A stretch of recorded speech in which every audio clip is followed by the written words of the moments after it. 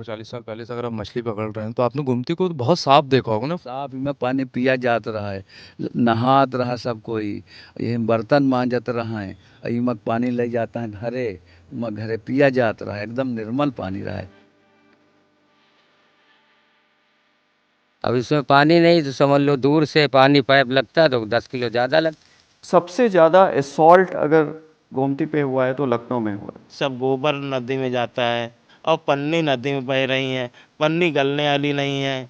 गोमती को साफ करने की ज़रूरत के तौर पे शब्द नहीं प्रयोग करना चाहिए। मुझे ऐसा लगता है कि कर्तव्य एक चीज़ होती है, वो करना चाहिए।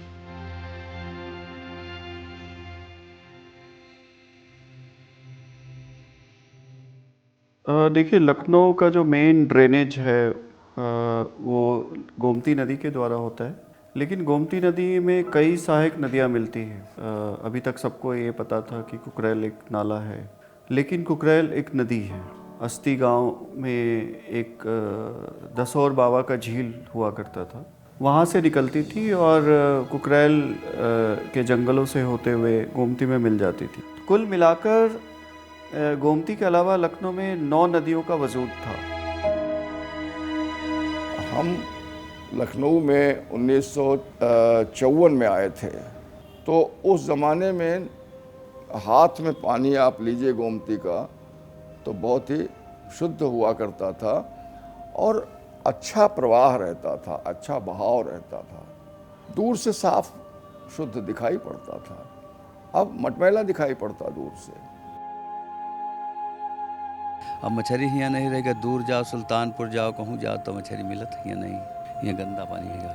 ये जलकुंभी देख रहे हैं, कभी बारिश में आती थी जब बाढ़ वाड़ आती थी, अब तो हमेशा पैदा हो गई। अब लोग नहाते हैं तो शरीर में खुजली हो जाती है। नाले डायरेक्ट नदियों से जुड़े हैं और हम अपने हाउस होल्ड के चीज़ों को इस्तेमाल करके डायरेक्टली ऐसे कभी कम्युनिटी प्लेस पे फेंक देते हैं और बारिश या फिर वो किसी तरीके से नाले में आता है, फिर नाले से नदी में आ जाता है और वही सारा कचरा नदी से समुद्र में भी जा रहा है, जहाँ तक कि हम पढ़ रहे हैं आजकल।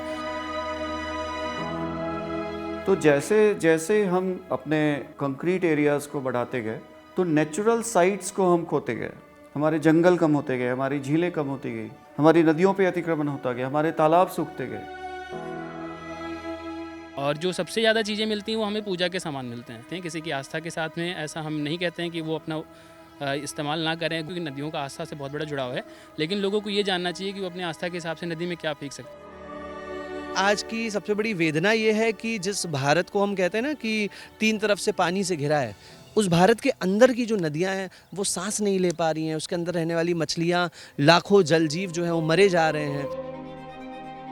प्रदूषण सबसे बड़ी समस्या है, केवल जमीन के पानी के लिए नहीं, जमीन के अंदर के पानी के लिए भी। अगर आपके यहाँ पे हवन सामग्री है तो आप उसको बेसिकली फेंक सकते हैं, राख वगैरह को, लेकिन अगर आप उस हवन सामग्री के साथ पॉलीथीन के पैकेट्स ला रहे हैं, अगरबत्ती वगैरह के जो पैकेट्स ला रहे हैं उसको भी आप नदी में फेंक देते हैं, तो वो अनसस्टेनेबल है और वो प्रकृति को डायरेक्ट नुकसान पहुँचाती है। सबसे ज़्यादा असॉल्ट अगर गोमती पे हुआ है तो लखनऊ में हुआ है।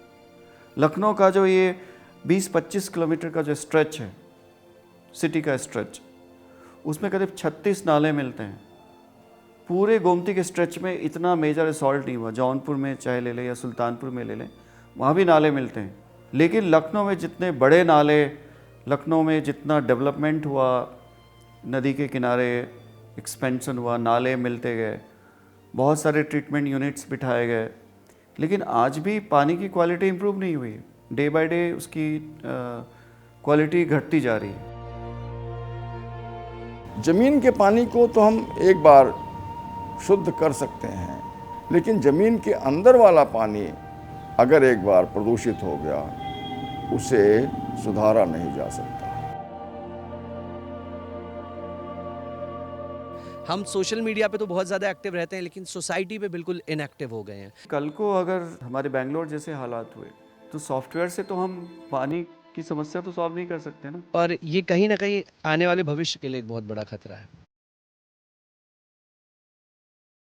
मेरा ये मानना है कि हम इन वाटर बॉडीज़ को बिना नुकसान पहुंचाए हुए हम इतनी ही आबादी में अच्छे से डेवलप कर सकते थे। हमें करना ये था कि इन ड्रेनेज को अपनी जगह देनी थी, इन नालों को बचाना था अतिक्रमण से। तो आज भी अभी भी वक्त है, हम इन नदियों को अगर फिर से रिस्टोर करें तो दो चीज़ें हो सकती है। एक तो हम भविष्य में होने वाले बाढ़ से लखनऊ को बचा सकते हैं। पानी को तुरंत निकासी की ज़रूरत होती है और वो गोमती में बिना रुके हुए जा सकती है, पानी जितने भी स्टोर होते हैं कैचमेंट में।